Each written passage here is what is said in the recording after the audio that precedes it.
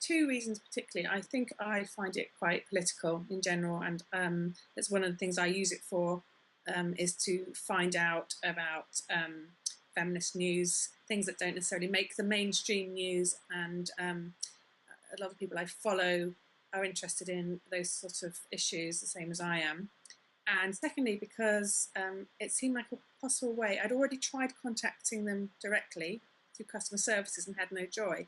So I didn't really know where to go from there. And I thought, well, maybe this is a way that I can get their attention. And if I do it publicly, maybe they'll have to pay slightly more attention than they did to my, individual email that they just batted back.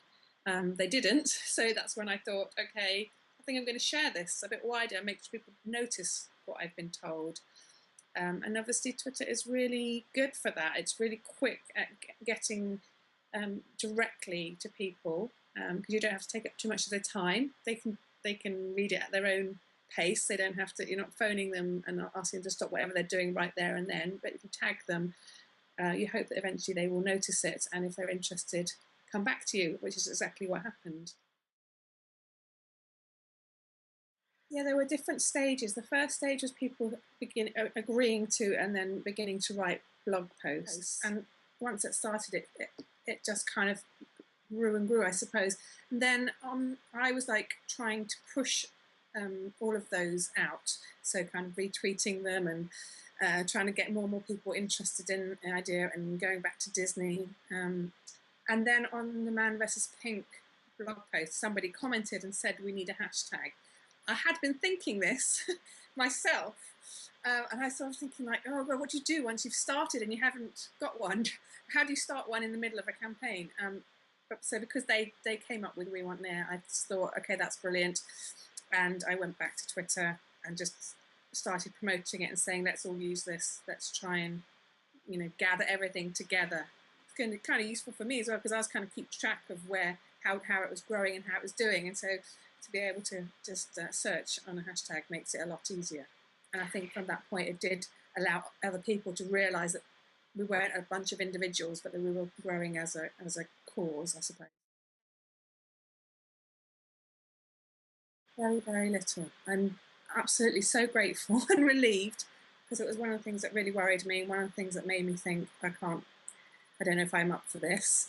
Particularly when you have children and you think, oh, I don't want to get death threats and things like that. But really very little, mostly along the lines of either there are more important things to worry about in the world, or I'm sure Disney have done their marketing. This is a commercial issue and you're just trying to make it into a gender issue, which kind of is interesting that Disney have now changed their mind. No one's come back to me and gone, oh, you were right, actually. They haven't done their marketing, or oh, why did Disney now think it is worth making it? They haven't come back to me, but at the time there were some people who were suggesting that I was just going to make Disney make a load of dolls that sat on shelves. Yeah, one of my friends on Facebook said, oh, I feel quite powerful afterwards. And it did feel a bit like that, even though you do still feel quite small, because Disney have never come back to me directly. So that's one thing. I sort of pushed it out there, and it did take on its own life. But they never directly told me they'd changed their minds. I mean, they've never told me they're going to sell any Leia products. All of my correspondence with them has been, say, negative. So it's difficult to feel like you own that victory in a way. But it has been a success. So it just shows that it is possible.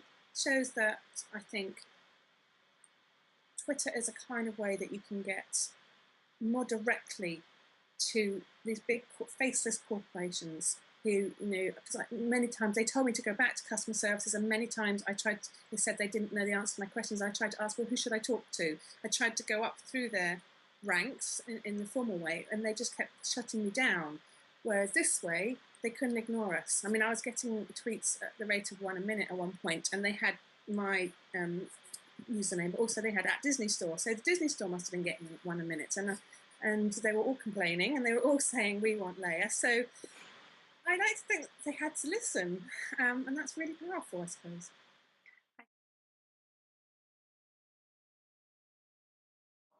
Well, despite some attempts on my part while I was in the middle of the struggle to get more mainstream press involved. Not, I didn't majorly do it, but I did sort of forward tweets to emails for papers that I read, and they were totally ignored. And then once the victory had happened, and I suppose because someone big like Time magazine picked it up, eventually someone noticed, and it was the Telegraph first that noticed. And having thought the whole thing was over, I woke up one morning to a flurry of emails from the Telegraph from different people. They'd obviously had some kind of, I don't know, editorial meeting or something.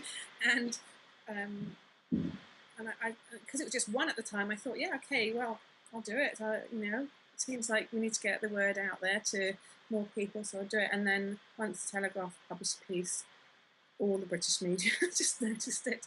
So it's funny that the media themselves don't seem to monitor what's going on Twitter, or maybe we didn't make enough noise. Maybe the victory was too easily won. I don't know. It took them a long time to catch up, and so literally the morning that the paper came out, I had people from local radio asking me to London radio appear, and then while I was on the phone to them, Good Morning Britain were phoning, and then throughout the day, all the journalists were tweeting me and texting me, and gosh, it was like a real bombardment, and we had photographers coming around. In fact, we're just still having it. It's still going on. So, and it's gone international now. I've had journalists from Canada contact me, and my husband showed me some Chinese text that he found online that just is totally readable, except for in brackets it says like Princess Leia, Natalie Wreyford.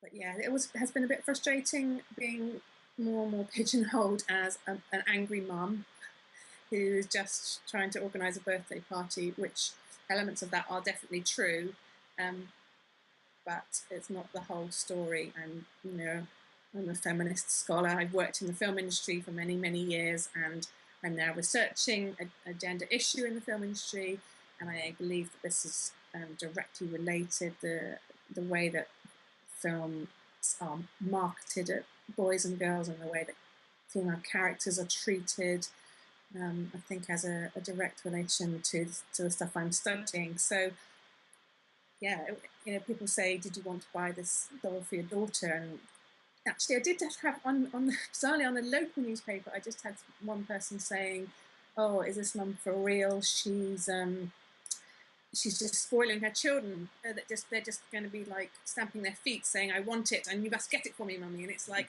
no, it's not really for that at all. It's actually a bigger issue that I think that Disney are excluding not only girls but women.